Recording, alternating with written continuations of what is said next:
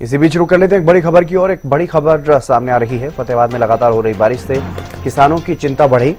फतेहाबाद रतिया समेत ग्रामीण क्षेत्र में जोरदार बरसात यहां पर देखने को मिल रही है। खेतों में पककर तैयार फसलों को बारिश से भारी नुकसान की आशंका है। मंडियों में लाई गई धान की फसल भी भीग गई है, जिससे किसानों को भारी परेशानी। अब उस फसल को सुखाना पड़ेगा, उसके बाद वो जाकर के बिकेगी, क्योंकि पहले ही मॉइस्चर को लेकर के समस्या रहती है।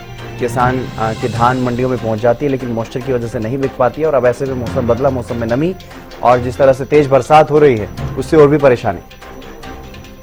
जितेंद्र मोंगा हमारे संवाददाता हमारे साथ जुड़ेंगे अधिक जानकारी के साथ। जितेंद्र, क्या कुछ ज्यादा जानकारी? लगातार बरसात हो रही है, किसान परेशान है। यह शास्त्रों पर किसान परेशान और कटाई जो है अधिकतर नहीं हो पाई है, जिसके कारण किसानों को परेशानी का सामना करना पड़ रहा है। आज भी फतेहाबाद में जो बरसात हुई है, जिसके चलते फतेहाबाद की जो अनाज मंडी है, वहां भी जो खुले में रखा हुआ था धान, वो भी भीगा है। हालांकि त्रिपाल की कुछ व्यवस्था की गई थी, लेकिन जो खेतों में धान है जिसकी कटाई नहीं हो पा रही है, उसको लेकर किसान चिंतित है। और मौसम विभाग का लगातार ये कहना है कि आने वाले 2 दिनों में भी इस प्रकार के हालात जो है बादलवाई बनी रहेगी, तो डर किसानों में बना हुआ है। जी, तो आने वाले कितने दिनों तक इसी तरह से किसानों को परेशानी उठानी पड़ सकती है? क्या मंडियों में पुख्ता प्रबंध नहीं है? अगर मंडियों की बात की जाए तो किसानों ने कुछ अपने स्तर पर या कुछ व्यापारियों ने अपने स्तर पर जो प्रबंध किए हुए हैं, लेकिन जो धान पैक हो चुका था बोरियों में, वो भीगता हुआ नजर आया। हालांकि जो ढेरियां थी उसे त्रिपाल से ढक दिया गया था।